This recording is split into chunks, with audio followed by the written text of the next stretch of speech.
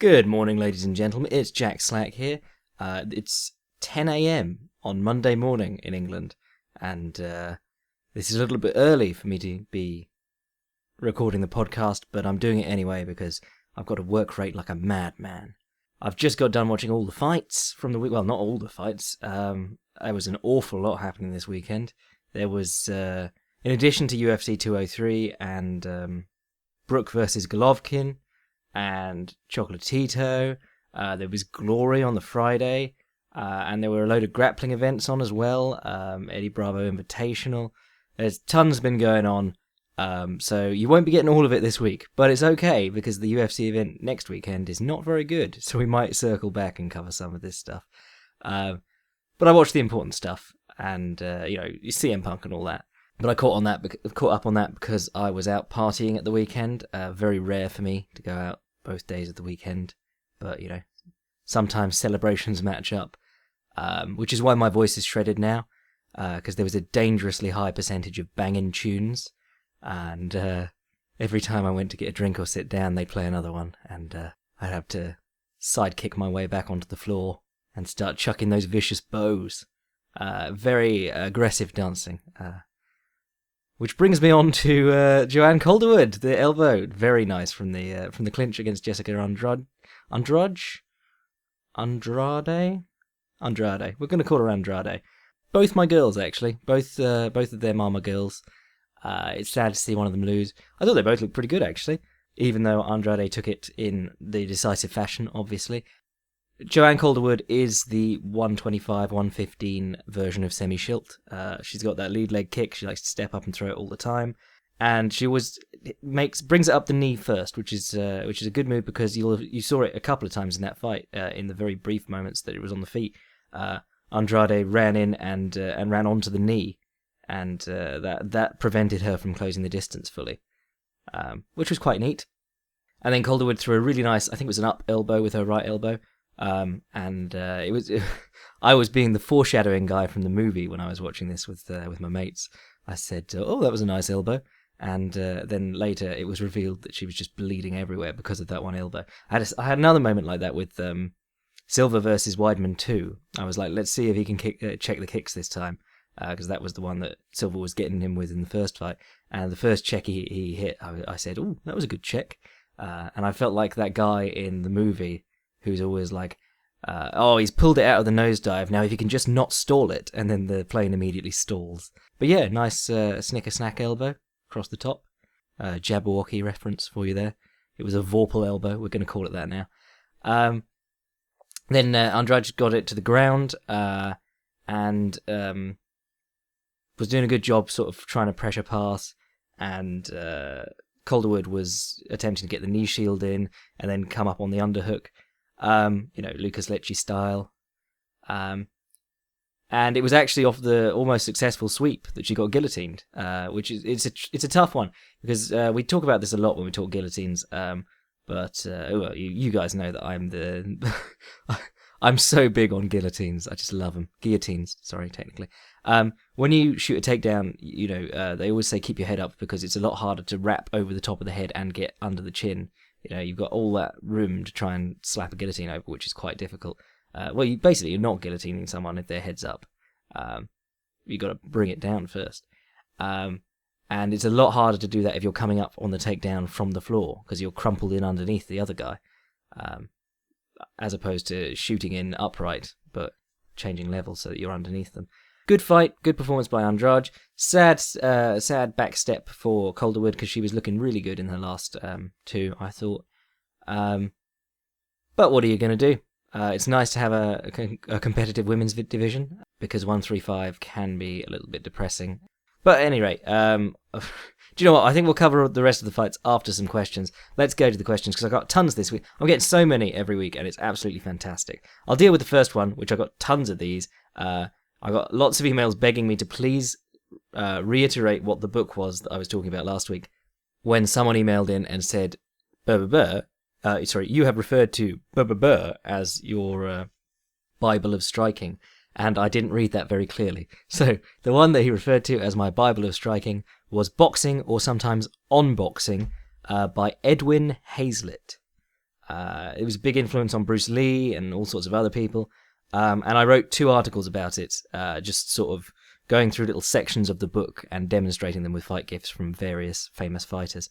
So just search Edwin Hazlitt, Jack Slack, or Bible of Striking, Jack Slack. Both of those will bring you up to those articles, which are pretty good, but the book itself is excellent, so give that a read. On to the other questions then. Hi Jack, first off, I'm a big fan of your work. Help me with the initial barrier to cross when becoming an MMA fan. What are some of the fights, brackets, MMA, BJJ, boxing, kickboxing, etc., that are must-watch for all noobs such as myself? Thank you, from John.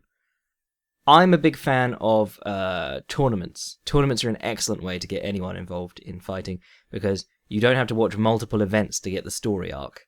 You know, it's not watching some guy fight his way through the rankings and then, you know, maybe there's an injury or someone had to cancel a fight and you get a different opponent, and because it's not a very clear path to the top. You sort of have to follow what's going on fairly seriously. Whereas a tournament, it's all very clear. You get 8 or sometimes even 16 guys coming in, and you get to know them by their results in the ring, you know? So you get to say, oh, I thought he'd be doing well, but actually this guy's doing amazingly. And you watch that storyline unfold. And also, to be honest, it's a very different style of fighting to what we see in most professional fights. Most professional fights, you train for the one opponent. You go very opponent-specific.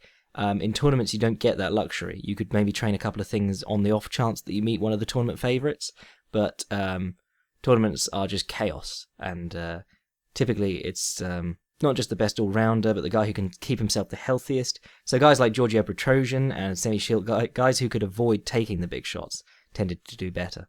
One of my favourite tournaments is the Pride Lightweight Grand Prix, the one that Gomi ran through, Takanori Gomi, when he was good. When he was good, he was really good. He came in and he could always hit thunderously hard, but for that particular tournament, he was really working on the body shots and the counter wrestling. He was really good at hitting people with knees as they tried to take him down. And he's good at sprawling on people, great ground and pounder, but the body shots really paid off in that tournament. You know, as the rounds progressed, it became very clear that he was looking to tire guys out before he was getting tired himself.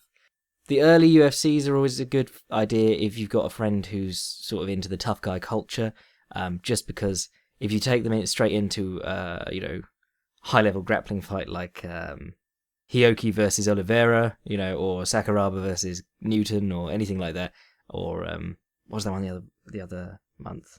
Well, earlier in the year actually. Paddy Holohan versus Lewis Smolka. That was a terrific grappling display. But if you put someone straight in with that, it just looks like rolling around. If you show them, Royce Gracie dominating these much bigger guys and getting the mount on them and them not being able to do anything, it suddenly becomes a lot more interesting when you can make the positions fluid and flow from one to the other and start threatening with guillotines and things like that. Another great tournament is Mark Hunt's K1 Grand Prix run, because that's a real strange one. Because he lost to Ray Safo, but he injured Ray Safo in the process and then got to continue in the tournament, which was always really interesting. So he got to the final and won by losing. In BJJ, you need to watch Marcelo Garcia, any of his stuff in the Abu Dhabi Combat Club, ADCC tournaments, no gi.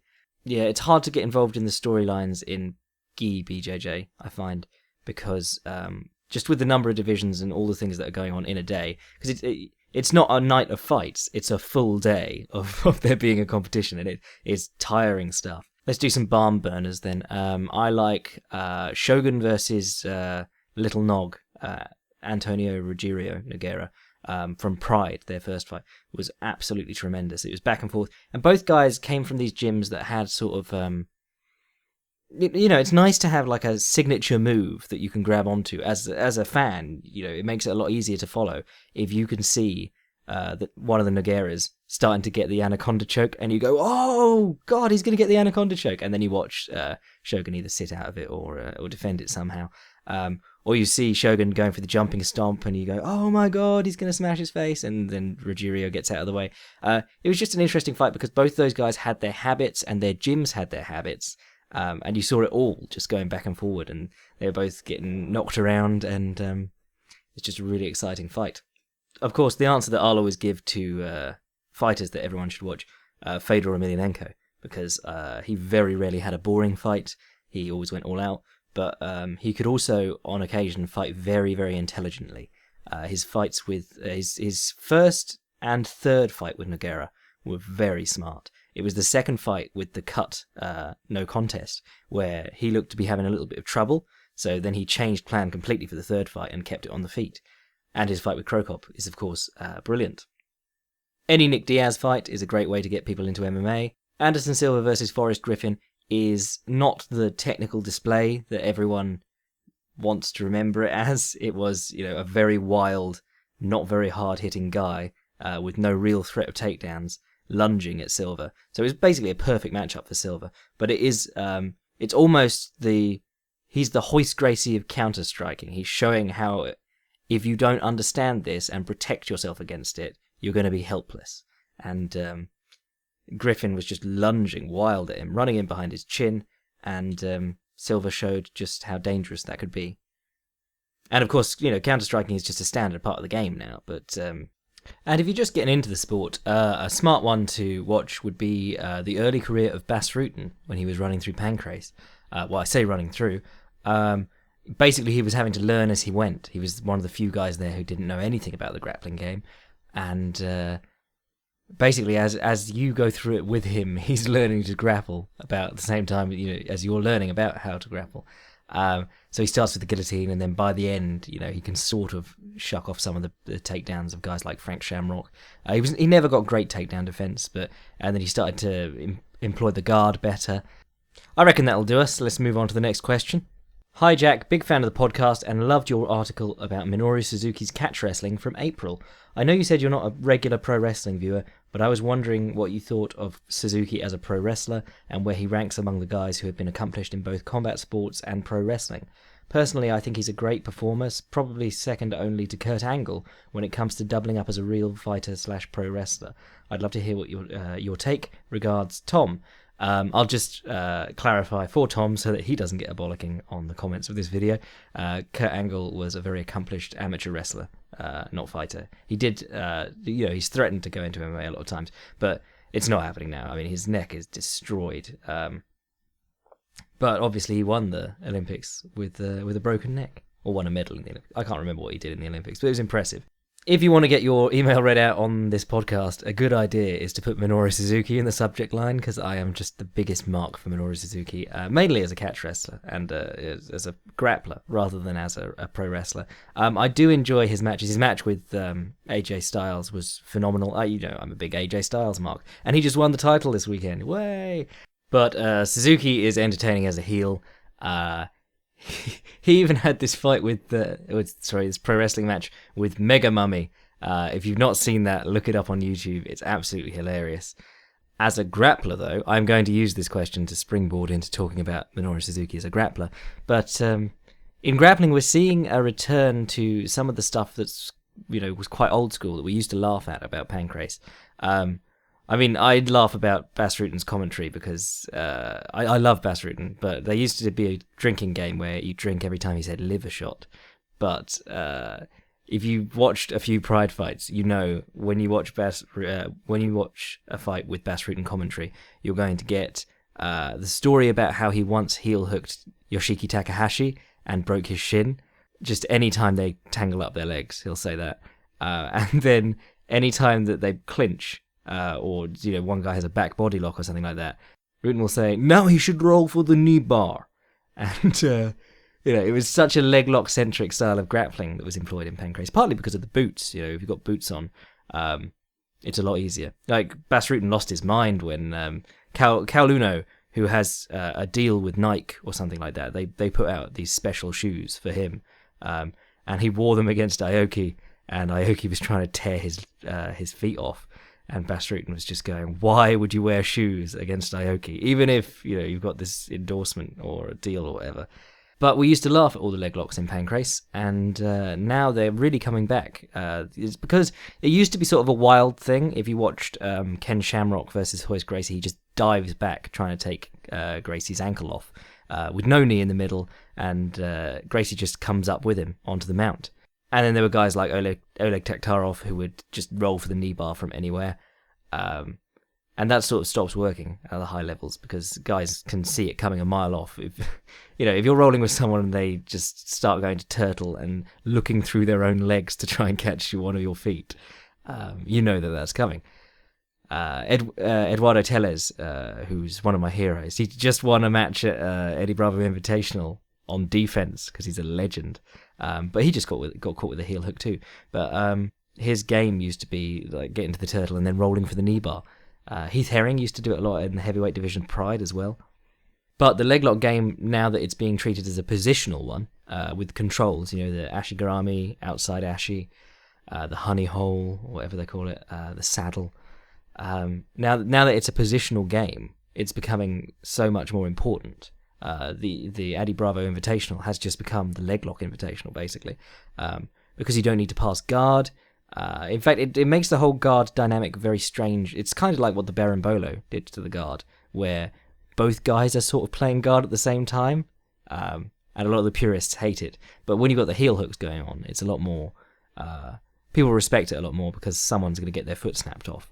So we laugh about that, but that's coming back. But one of the interesting things that I was going to say about Suzuki is that he used to use all these, what Josh Barnett calls rides. Josh Barnett put out a DVD called Punishing Rides. And it used to be, like the neon neck ride and the neon chest and things like that. And you'd say, oh, that's great. That's really cool to demonstrate in a gym and then not use in rolling or competition. But Barnett showed the value of that when he fought Dean Lister in a grappling match. And he just exhausted Dean Lister. Because if you've got a 20-minute time limit and it's submission only, the tactics change again. It's different to a points competition. You could be a guy who just goes on the bottom the entire time and tries to catch them late, or you could be a guy like Barnett who tries to ride you for 20 minutes, and he wasn't even that bothered about looking for submissions. He was just trying to put as much pressure through Dean Lister as possible. And Lister, by the end, he was gassing, he was in pain, and he got caught with that chest compressor, basically just... they call it a big man move. I suppose it is a big man move. But if you've been exhausted through 20 minutes of that guy just being on top of you, put his full weight on you, it's a lot more understandable to tap to that. And Lister hadn't been tapped in years and years and years in competition. But, fatigue, they say it makes cowards of us all. Obviously, it's not cowardly to tap, but fatigue really changes how people feel about things. And being crushed is a very harsh form of fatigue. So Suzuki used to do the knee on neck ride all the time. He'd hop up from side control, put his knee on the guy's neck, and the guy would sort of try and push it off and turn away, and then he'd slap on the double wrist lock, or the Kimura, whatever you want to call it, which he just looked for from everywhere. And he also he'd flow from the Kimura, or the double wrist lock, when they linked their hands. He'd punch his underhook through, and he'd look for what's called a crooked head scissors, and that's a really old school catch submission. It's a neck crank with the legs. But he caught Vernon White with one, and it looked like he was about to break Vernon White's neck. He's up in a headstand, just squeezing this guy's head on an angle. It's a really cool technique. I'd love to see some of the guys with really good Kimuras looking for that. And just the way he'd flow around people, because the Kimura goes well into back takes and things like that. You can watch Barrett Yoshida doing things like that. But Suzuki used to do that. He'd link the back takes, the head scissors, and the Kimura together really nicely. And he was just sort of a wild man. He'd get mount, and then because catch doesn't have an awful lot of mounty submissions, he'd just spin around and attack their legs. Really good takedowns for his time too. He dropped off hard. He got a lot of injuries, and he was a very small guy for some of the guys that Pancrase had coming in. But as a grappler in MMA, I think there's a lot people could learn from his top game, especially. Jack, you have mentioned in your articles fighters like Frankie Edgar who attack on straight lines, and how that was a weakness in the Aldo fight, for example. What are the alternative ways of attack, and who are the most effective fighters at executing it? Keep up the good work. Cheers. Yes, this is a difficult one, because anytime you attack, you're probably going to be going in on a straight line. I think the problem with Edgar, especially, is that he moves around laterally an awful lot, and then he waits for the guy to turn and face him, and then he attacks, which sort of mitigates any advantage you'd have from moving around them. The purpose of lateral movement in an attacking sense is that, firstly, if you can move to the side and the opponent doesn't turn quick enough, you can catch him clean from the side, because everyone's defense is set up to deal with attacks from 12 o'clock directly in front. in an ideal world, you want to circle all the way around to like 90 degrees and just throw your right hand in from behind the opponent's guard. But that will never ever happen unless someone is very dazed or they're charging right in and you sidestep them. No good fighter is going to let you do that without turning to face you. Thing is, when you're pivoting around one leg, you are in a position where it's very hard to hit with any power. So the idea is to get the opponent turning on one leg and then dive in and hit them while they're on that 1 foot very briefly. But it was Aldo's pivoting offline that mitigated the charges of Edgar. When you watch that fight again, both the first and the second were built around Aldo's pivots.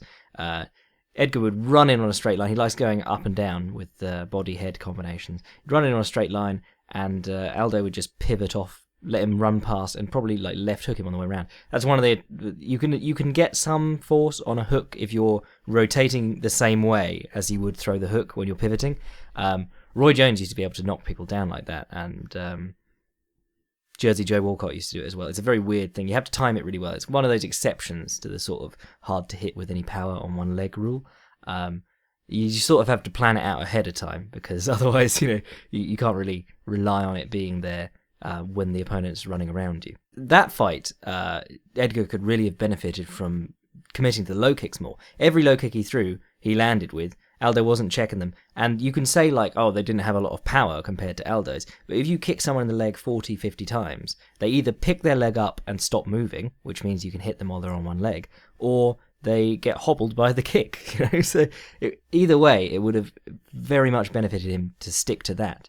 But as the rounds went on, there were less and less low kicks and more charging in behind his punches and getting angled on. In terms of attacking, what we mean when we say attacking on straight lines, really as a criticism, is that you're coming from a distance and you're trying to run in through the distance, close the distance, and run straight into them. Ways to deal with that are, either work with kicks and long things like that, or to close the distance first, put some pressure on the opponent, move them to the fence, make them make a choice, left or right. If someone just stands along the fence, you just move in and hit them. You just have to. That's what you do. But if they're going to move left or right, then you can start setting things up off that. If they move towards your right, you throw the right round kick or the right hook or something like that. Roy Nelson, lots of his overhands have come along the fence. He just moves ever so slightly to the left, so the opponent feels like they can move out to his right, and then he lowers the boom with the right hand. Matt Browne uses high kicks and body kicks really well to his right. You'll see guys like Conor McGregor and a lot of the best back kickers like to let the opponent circle past their lead leg and then turn, and you're cutting the distance that kick has to travel and that you have to turn significantly. So the kick comes in quicker for the opponent and it's harder for them to deal with, and they're moving straight into it too. So wheel kicks and back kicks are really good for that sort of stuff. If you're dealing with a guy like a Dominic Cruz, who's got amazing head movement, very good ring craft, he'll fake one way and go the other, which is what you're supposed to do. If you watch Eddie Alvarez or a really good boxer in the ring like that, they fake one way, go the other, because they want you to commit your feet. If you can run away from someone in the ring without changing direction, they're just really bad at ring craft. That's their problem. They should be making you fake them out to actually get away. But if you've got a guy like a Dominic Cruz or a Demetrius Johnson, who they'll retract that leg into their underneath them and start side skipping out, the thing to do is to close the distance, get them towards the fence, and then try and punt the back leg as they're circling. Those are the ones that really slow people down. George Foreman was obviously very good with the stepping right hook. Basically, you've got two choices. You can step in on a straight line and expect them to angle off and try and use that to land like a back kick or something strange on the way, or a nice low kick if they're pivoting around that leg, as Aldo was. Or you can try and move them towards the fence, which you can do with feints. So if you start picking your knee up like you're going to throw a teep and then just coming in behind it, or faking the jab, or pumping the double jab to get them towards the fence. Anytime a fighter has good lateral movement, you don't just want to be moving straight in on them. You want to be giving them lots of appearances of you going to move in on them, but not actually moving in on them. So you want them to move as if you were going to move in on them, but you're just closing the distance, and they're having to try and re-establish it. Because if you keep re-establishing the distance, eventually you're going to get to the fence. And then you have to cut off and angle out without the opponent doing anything, if you're reacting to someone and you just slip out of the way and then angle off, that's a lot easier than trying to create an angle when they're standing right in front of you waiting for you to move. So it's about turning it into the opponent having to move rather than you trying to chase them. And that's what pressure fighting is, really. You put the ticking clock on the other guy. You say, we're going to be at the fence soon. Are you going to move yet? And then once they feel the fence on their back foot, that's too late already. You've got them. You're going to hit them with something. Hi, Jack. What are your thoughts on the way the UFC are finding the next opponent for Demetrius Johnson, the Ultimate Fighter Tournament of Champions? Do you think this is unfair asking Cejudo and Benavidez to train someone who could, however unlikely, come in and become the champ of their division? Regards, Alan. I mean, I like the idea of the champions, but I just don't much care for this. The UFC have ruined the Flyweight Division. The problem is, to know anything about the Flyweight Division, you have to try and follow it really closely, and it's an effort. They put them down in the undercard, in the middle of nowhere, guys who are like top 10 ranked flyweights, just in the bottom end of the card, the ones that nobody turns up to see at the live events. It's very hard to care about a division when you can't actually name anyone in it. I mean, we can all name people in it, but where in other divisions you would have the best guys fight the best guys to determine who gets a shot at Demetrius Johnson, the Flyweight Division has been treated like these guys are fighting on undercards. If they get a few wins, we'll put them up against Demetrius Johnson, but we probably won't match them with anyone good first. If you look at Kyoji Horiguchi, who I'm a huge fan of, he's one of the best talents in the UFC in terms of striking ability. His mix of boxing and sort of Shotokan, switchy stances, distant fighting stuff is just tremendous. And he's young and he's athletic, and he's going to, once he learns to wrestle and counter the grappling a little bit better, because he gives it up his back a lot, even in fights that he's dominating. Once he learns to sort of deal with those sort of errors, he's going to be tremendous. But if you look at who he beat to get that title shot, it was Dustin Page, Daryl Montague, John Delos Reyes, Luis Gardino. Those are not top-level guys. In another division, you'd have to fight like an ex-champion. There's not another ex-champion, but you'd have to fight someone who's maybe had a title shot before and is going for another one, or someone else who's at the top of the division. Like in the welterweight division, we now have we just had Carlos Condit fight Damian Maia, and Wonder Boy had to fight Johnny Hendricks and Rory McDonald. You were getting to see former title challengers and title holders against these young guys, and you get to go, oh yeah, they're pretty good. And if the older guy who challenged for the title before wins, you go, okay, maybe he deserves another shot.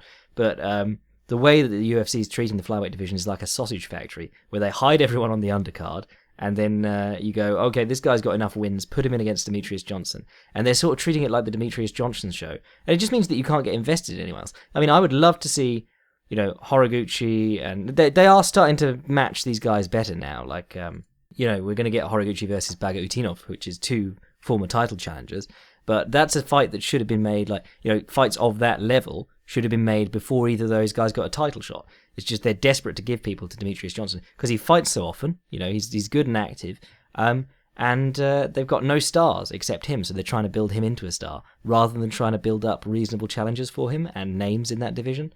So if they treated it like any other division, I think they'd have much more success. But treating it as the Demetrius Johnson show, as much as I love Demetrius Johnson, just hasn't worked. Because it makes it very uninteresting if it's Demetrius Johnson versus guy I've never heard of every single time. And you've heard of them if you've been following the sport, but you also know that chances are if they're getting in there with Demetrius Johnson, they've been rushed in there. Quick reminder, send any of your questions to fightsgonepodcast@gmail.com. If you're watching this on YouTube, the address will be up in the corner, now that I've worked out how to do that. And let's get back to talking about some of those fights from the weekend. So UFC 203, I talked about Calderwood versus Andrade, just because it linked in with my sick dance moves, and I quite enjoyed it. Let's talk about Gall versus Punk. CM Punk lost his UFC debut, MMA debut.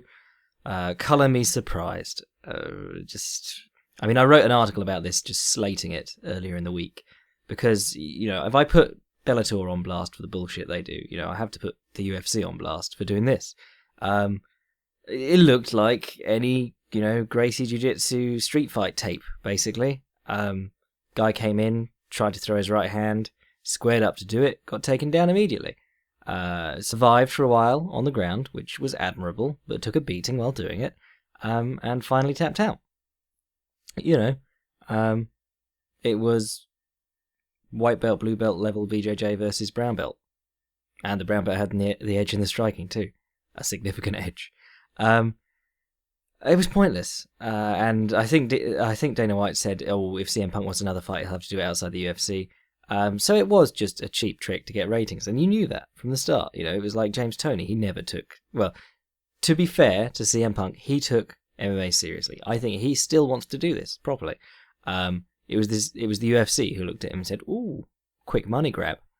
And you know, you can't hate Punk for not turning down the money, but you know, it's rough. He took a fight that he shouldn't have, and you know, that happened.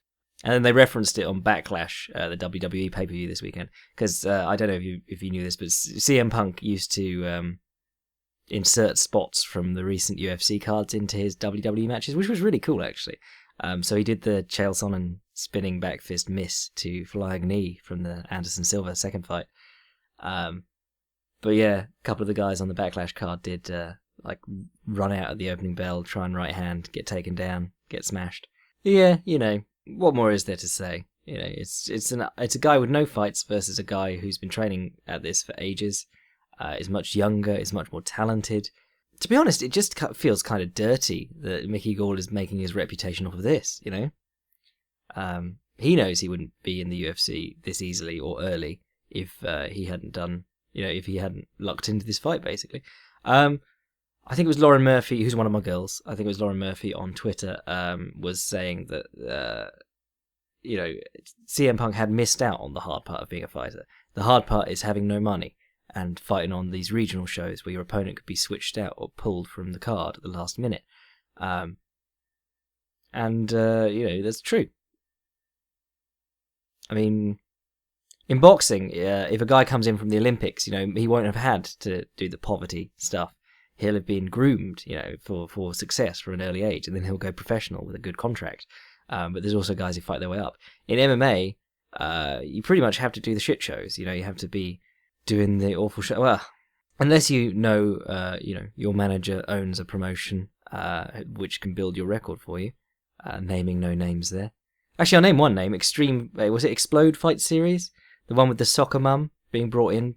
Basically, there are these organisations on a regional level who bring in people who are absolutely hopeless and don't really even have the training background. They're like independent. If you ever hear someone announced as an independent fighter, you know that they're just a delusional guy who's been picked up by the promoter.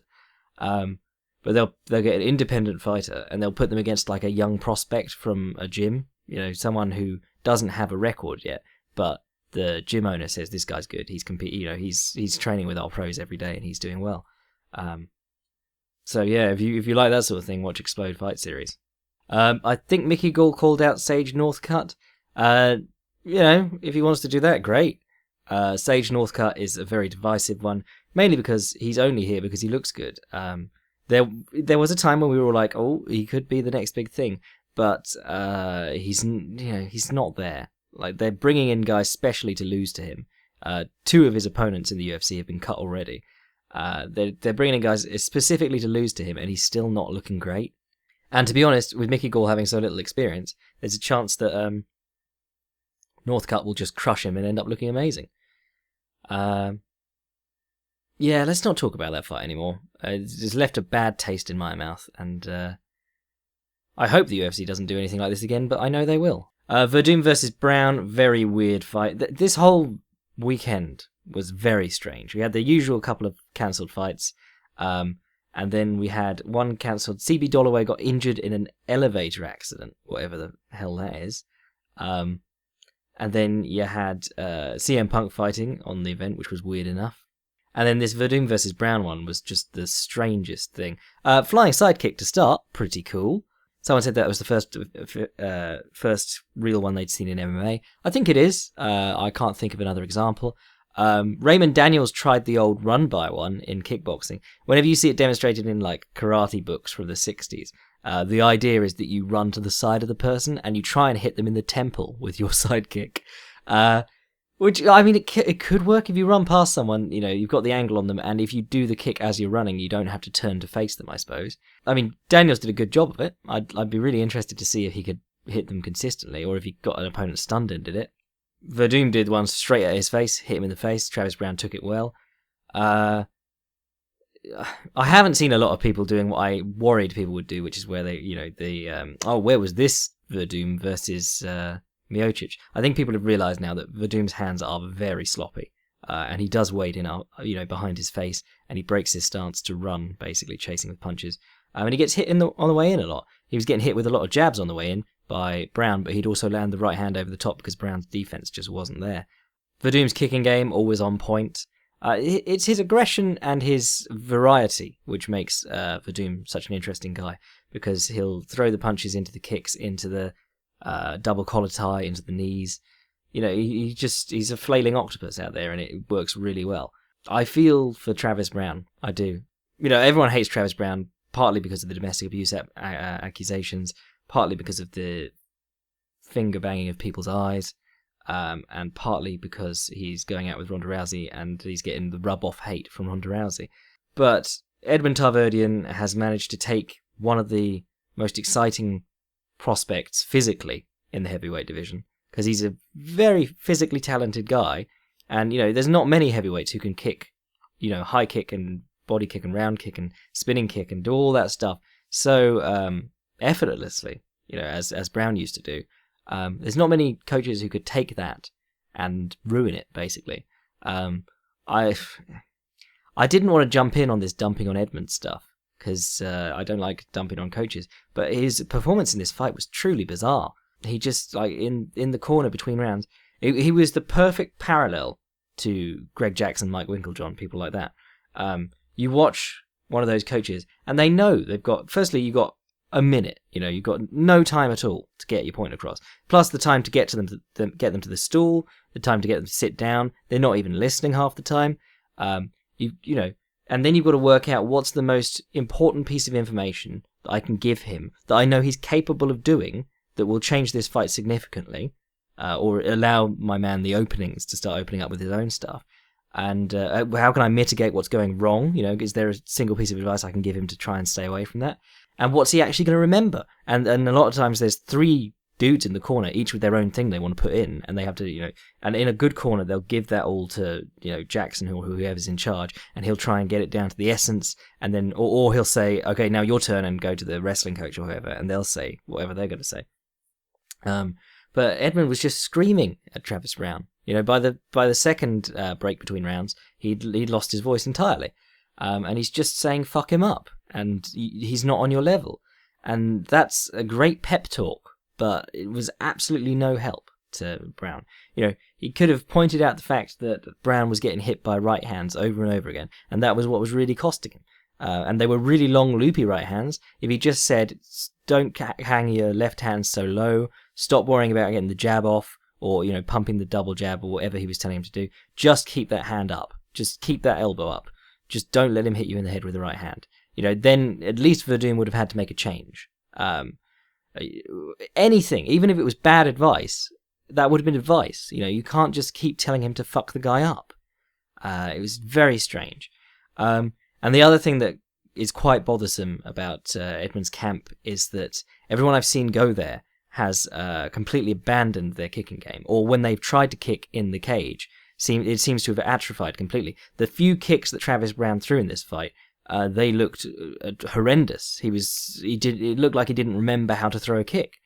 And then you see Jake Ellenberger leave that camp, go and train at King's MMA or wherever it was, and immediately drops Matt Browne with a body kick, which was tremendous. And that's the other part of this Glendale Fight Club thing. I think, even if he's a very good coach, we don't know what he's like in the gym, but even if he were a very good coach, there's not a lot of sparring partners there for a top-level heavyweight. Whereas when he was training at Jackson's, he could train with Andrei Arlovsky and people like that, but you've also got John Jones, who regularly trains with the heavyweights and things like that. So I think Browne needs to rethink that. But then the fight got even weirder. Browne dislocated his finger, called his own timeout, and the referee, who looked like one of those muscled up dwarfs from a video game, he agreed. He was like, okay, timeout. And you're like, what? No. If you're injured with anything but like an illegal strike, then you have to continue the fight. You know, if you have to drop out, that's TKO injury. Doctor comes in, says, nope, you're okay to continue. Back to business as usual. Truly bizarre. And then at the end of the fight, Verdun, if you haven't seen the fight, Verdun just styled on him. It was just aggression all the way through. Verdun's throwing himself on the floor because he's happy being there. Got on top for a bit too. Lots of kicks, lots of winging punches. You know, he looks like he's swimming front crawl when he runs across the ring like that sometimes. But, you know, at least the confidence is still there, even if the technique, the boxing form hasn't improved significantly. At least he's not terrified of being knocked out, which can happen if you get face planted, as he did against Miocic. So then the fight ends.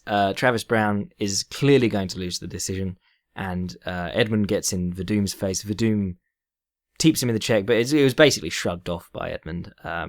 Didn't look like it connected very cleanly, and it's teep, you know. So, I mean, in any real sport, both parties would be fined for that. You can't have that going on. That's a dick move by both men.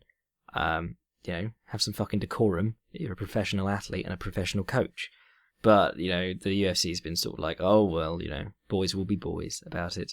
But just very strange. And Travis Browne looked downright embarrassed while they were waiting for the decision to be announced. He looked like he wanted to look to the camera and say, I've made a huge mistake.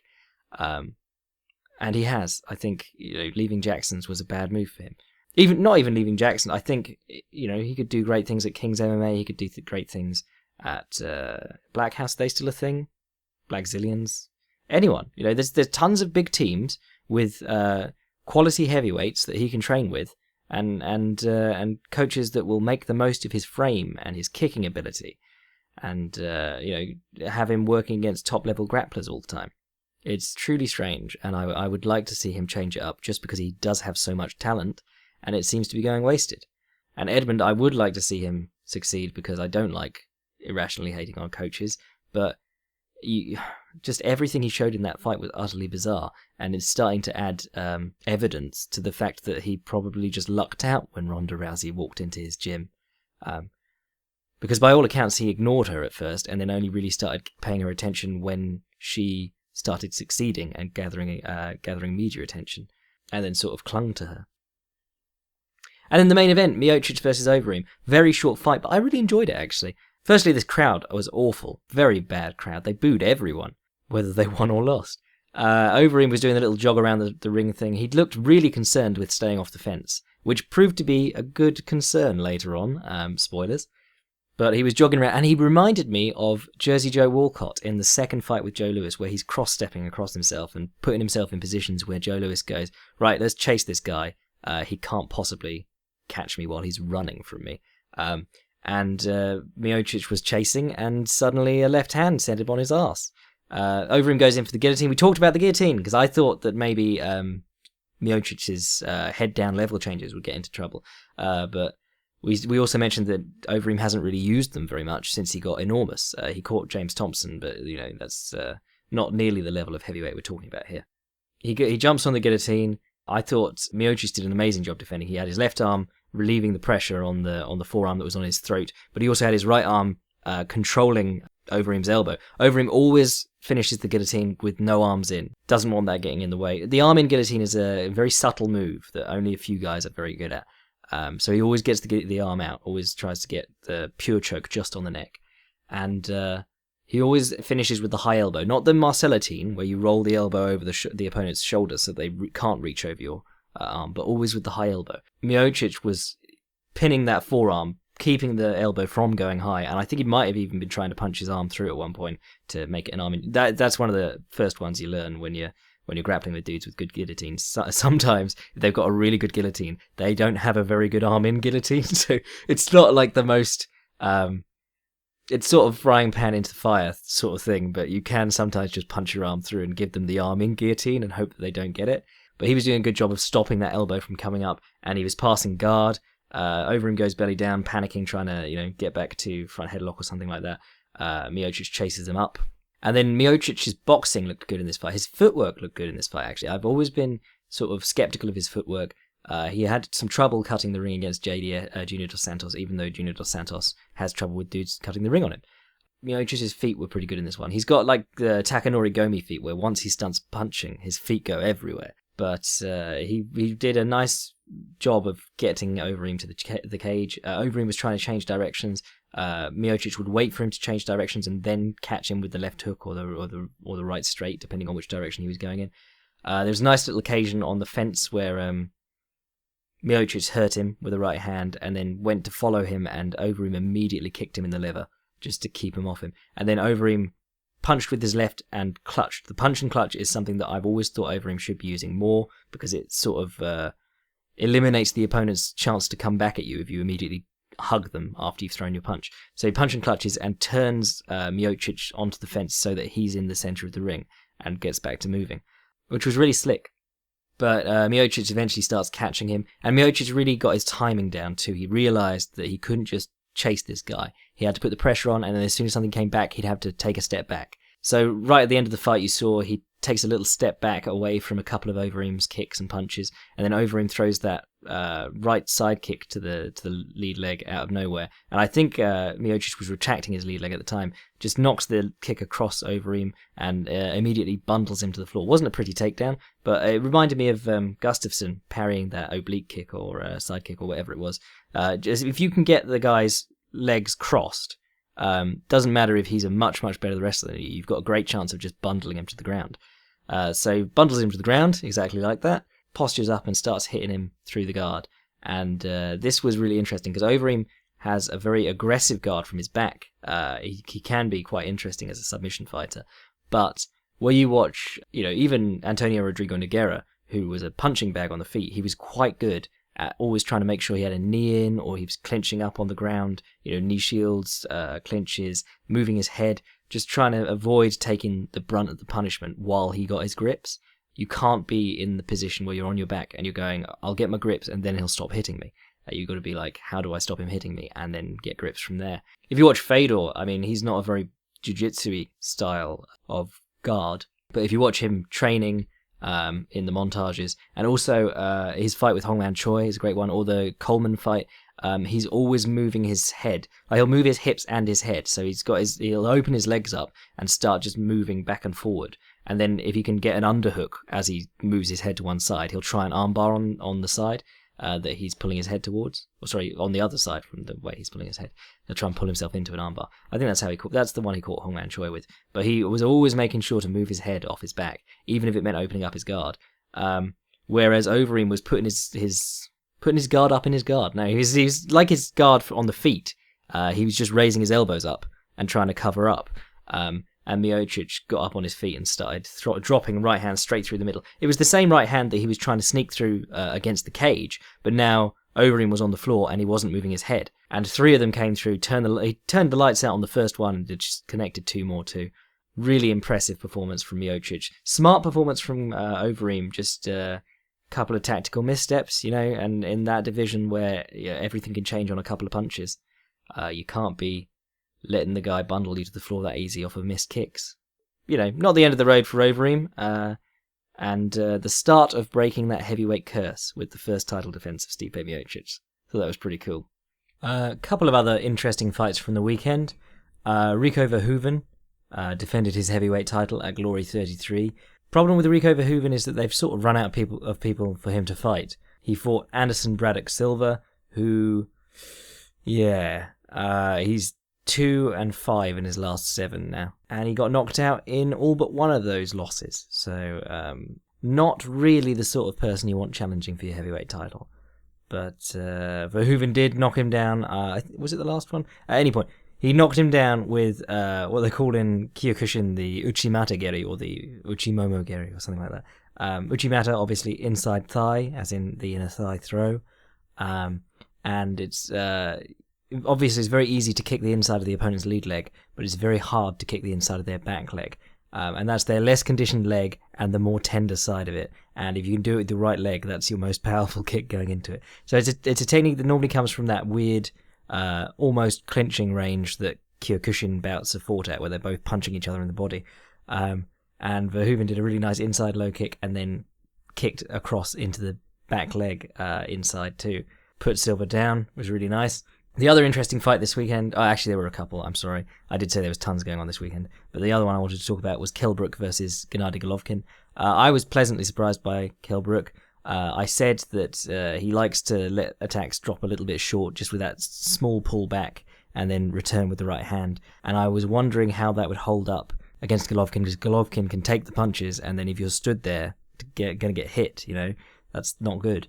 And I said I really hope they've been working on clamping down on Golovkin's arms in the clinch. That's what you need to beat a roughhouser.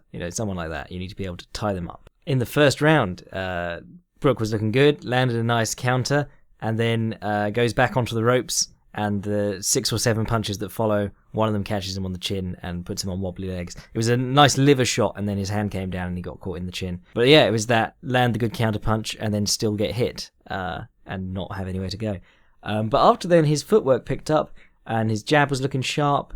He seemed to be bothering Golovkin quite a bit. Golovkin, not the most defensively savvy guy in the world, but it doesn't really matter because he wants to get in on his guys. To be fair to Brook, he did look good tying him up, but he was still getting roughed around a little bit in the clinches and so on. And he hurt his eye at some point. I think he was motioning that he'd been butted or something like that.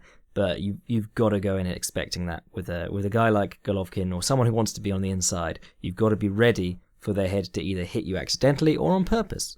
And that's when we talk about this a lot. I talk about this a lot in articles. Call it working in the grey areas, and it's the difference between like a smooth counterpuncher and jabber and outside fighter like Adrian Browne or someone like that, and Floyd Mayweather. Floyd Mayweather can do all that stuff on the outside, but he's also very good at tying up on his terms, denying the opponent tie-ups on their terms, and if they start getting rough with him, he'll get rough with them right back. Floyd Mayweather is excellent at butting when guys come in to butt him. If he feels like the guy's coming in head first into the clinch, he'll project that lead elbow from his stonewall, from his shoulder roll. He'll just lift his lead elbow up and put it in exactly the path of where their face would go. And it's the same as Mike Tyson found with Evander Holyfield. If they put their head or their elbow in the space where your head is going to move to, you're moving on to it. You're probably not going to get the call that they were elbowing or headbutting you.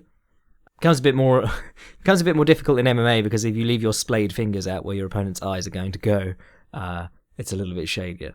But for Brook, I mean, if you wanted him to win that fight, you would want him to be working on roughhouse tactics. If you get butted, butt him back. If he's butting you, leave an elbow out. Things like that. The dirty bits of the game that people don't like talking about. If you're not very good at tying up, and or if the guy's good at breaking you from tie-ups, you've got to have that sort of stuff in the back pocket. Golovkin's jab is tremendously underrated, I feel. It's not like the sharpest jab in the world, but the power he gets on like flicking jabs is very impressive. He's not driving in with his feet like the Jim Driscoll style full lead. He's just throwing it out in front of him, and it smashes through people's guards, and he's stepping in behind it. And it's a brilliant distance closer for him. And that was hitting Brook in the bad eye over and over again. That might have been the punch that did the bad eye, to be honest. Brook's corner throwing the towel. Some people saying a bit early. This is the thing about boxing, I can have conversations with people about MMA, and they'll be like, yeah, I think we learned some interesting things from that fight, and blah, blah, blah. And then the same people, when you talk about boxing, it's like, he's a bum. That guy's ducking, and you're just making these ridiculous generalizations because you've heard people say them in boxing hundreds of times before. Just treat it like a fight. You learn something from every fight, and we learned interesting things from Brook's performance in that fight, even though he didn't make it the distance and was obviously stopped. I've had people tell me that maybe their plan was to show up and do 5 good rounds and quit when things started getting bad. It's just boxing. It conditions, because of all the ducking and the negotiations and everything like that, it conditions people to see the worst. And to be fair, in MMA, we are very lucky that the good guys are forced to fight the good guys, and there's no moving forward towards that title unless you fight the absolute best. Lots of people now saying they want Canelo, but people have always been saying they wanted Triple G versus Canelo, or Triple G versus Ward, or even Triple G versus Mayweather. Mayweather's old, but I would love that, because I'd love to see a master in those grey areas. Just see how much he could frustrate Golovkin with that sort of stuff. Any of those matches is good. I didn't think this would be a good match, and I enjoyed it. And the other thing that I wanted to say was that I appreciate that in boxing, if you have a guy and he's doing well, and then he starts getting hurt, and you think, we're probably not going to pick it up from here. We need to go home and work on some stuff or whatever. You can throw in the towel. I mean, in boxing it's a lot easier because they're getting paid enough that they can. But there's no... People love watching a guy get beaten up for rounds and rounds, and they're like, oh, that heart. And that is an appreciable thing. But there's also, there's those fighters who, after their first loss, they take a real beating in their first loss, and then they're never the same. So I can understand throwing the towel in, once Brook started to look in trouble. His feet completely slowed. He was against the ropes, getting trapped there. He was taking the punches. He was defending himself, and, he probably could have held on a few rounds just getting beaten up. But if you know the jig's up, as a corner man, maybe it's best to save your guy and just say, we'll work on it. If the rematch comes around, we can always say, look how well we were doing until this happened, or until the eye injury happened, or whatever. And we got stuff we can take home and work on. But if you haven't seen that, it's a cracking little fight, and Brook did better than expected, and Golovkin did what he always does and prevailed.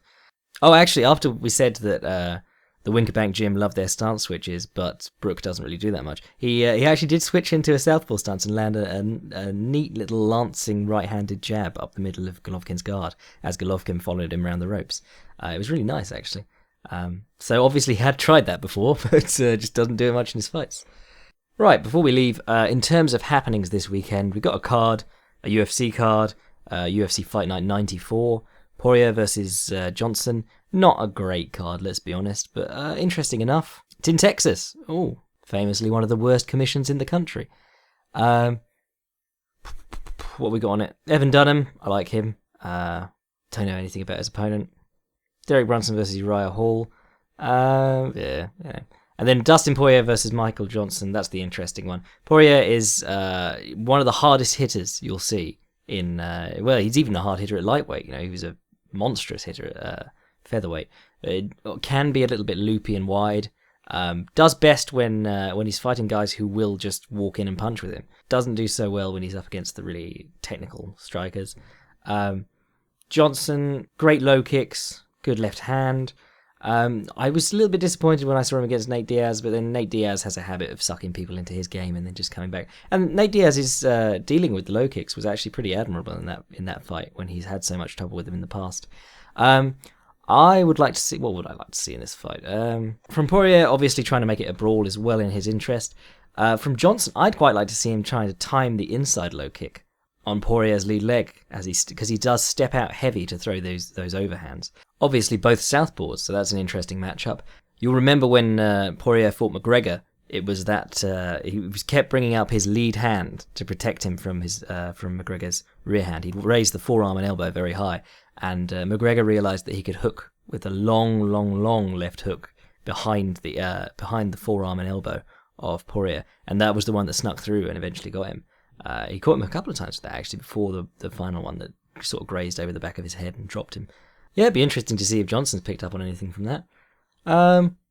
Yeah, I mean, I'm not going to do... I'll probably do an article in the week about the two of them. There's not an awful lot of detail I can go into here.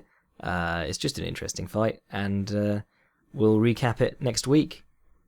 In the meantime, there's tons of shit to catch up on. We've got Eddie Bravo Invitational. Like I said, Eduardo Tellez is on that, and he's just, the Turtle Master. Love him. I think Gordon Ryan won it again. He's something special. In fact, we were saying last week that Mickey Gall had a grappling match with Gordon Ryan, and actually did surprisingly well. I mean, he was spazzing out a bit because Gordon Ryan is a very, very good grappler, but he held his own, so fair enough. Got Chocolatito's fight to appreciate. Always like Chocolatito. I've eaten up enough of your day now, and I think I'll leave you to it. This has been the Fights Gone By podcast. I'm Jack Slack.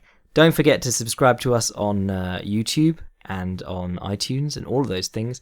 I'll work on getting us on Stitcher or whatever the hell that is, and SoundCloud. And don't forget that you can donate to us on Patreon. We will be doing the history episode this week, hopefully. I keep saying hopefully, but I'm pretty close to finishing it, so...